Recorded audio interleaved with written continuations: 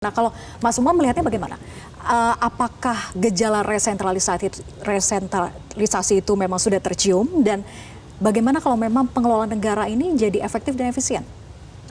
Iya, kalau misalnya kita cermati beberapa report dari sejumlah lembaga, memang ada sejumlah pihak yang mencoba untuk mencermati secara kritis. Bagaimanapun juga hal itu mulai terlihat ada satu paper sangat spektakuler waktu itu menjelang pemilu 2019 ditulis oleh seorang kolega di ANU Canberra, Thomas Power namanya. Dia kasih judul sangat kontroversial waktu itu, Jokowi's Authoritarian Turn and Indonesia Democratic Decline. Nah, dari sisi itu dia mencoba untuk membreakdown dalam beberapa perspektif, mulai dari konteks politisasi penegakan hukum, kemudian bagaimana penggunaan otoritas kekuasaan dalam konteks konsolidasi kekuatan-kekuatan lokal, dan lain sebagainya. Nah, di level inilah yang kemudian semakin terjadi seiring dengan waktu itu ya, menguatnya tradisi politik identitas, dan di saat yang sama, begitu kemudian masuk pada fase pandemi, ada satu momentum di mana kemudian bukan hanya di Indonesia sebenarnya, di sejumlah negara, dan itu di-highlight oleh Economist Intelligence Unit, bahwa ada semacam tren secara global di mana kemudian autocratic model itu menguat. Atas namanya adalah mengefektifkan dan juga pengambilan keputusan secara lebih cepat dalam ruang kebijakan publik yang waktu itu memang betul-betul menghendaki adanya pengambilan keputusan secara cepat. Tetapi di saat yang sama, momentum pandemi COVID-19 itu dimanfaatkan oleh kekuatan-kekuatan politik tertentu sebagai sebuah medium untuk mengkonsolidasikan kekuatannya.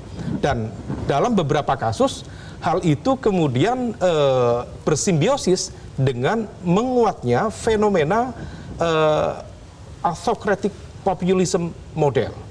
Jadi satu karakter yang sebenarnya melakukan resentralisasi, tetapi masyarakat sendiri tidak banyak kemudian merespon itu sebagai sebuah bentuk ancaman, tetapi sesuatu yang dianggap memadai, sesuatu yang dianggap wajar, karena memang ada basis populisme di situ. Nah, ini yang kemudian tampaknya ada menjadi catatan cukup serius, terutama misalnya di Indonesia.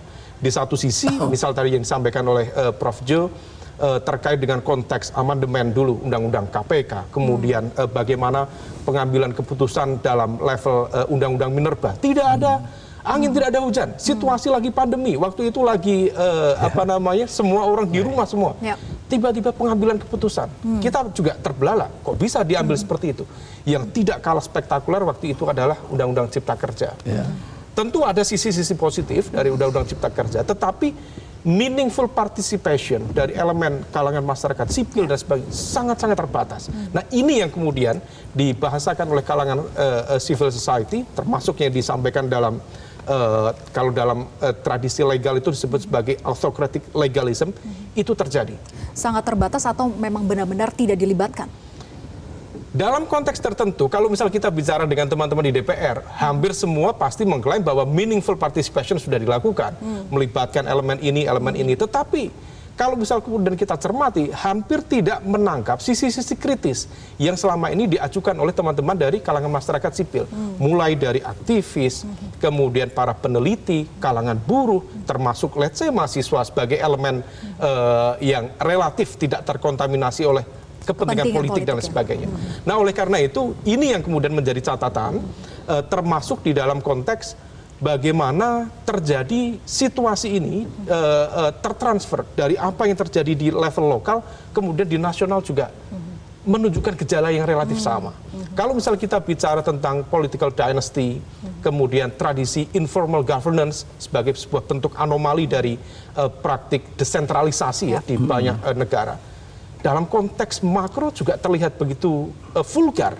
Nah, ini yang kemudian seolah kritikan-kritikan dari kalangan strukturalis, let's say kritikan yang selama ini diajukan dari kelompok-kelompok neomarxis seperti Pak Fedi Hadis, Pak Richard Robinson, termasuk beberapa peneliti yang memang mengambil sisi kritis terhadap tradisi neoliberal, di mana desentralisasi itu kan logikanya harusnya menghadirkan good governance. Good governance menghadirkan public delivery service. Yang ada, desentralisasi menghadirkan decentralized corruption, menghadirkan bagaimana kemudian oligarki di tingkat lokal yang itu justru membuat elemen-elemen kekuatan governance saling mengunci.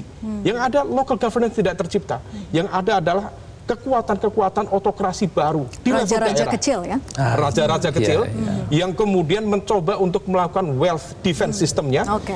Bapaknya sudah terpilih, istrinya terpilih, anaknya terpilih, dan itu kemudian seolah-olah tertransfer ke banyak elemen di Indonesia saat ini. Jelajahi cara baru mendapatkan informasi. Download Metro TV Extend sekarang.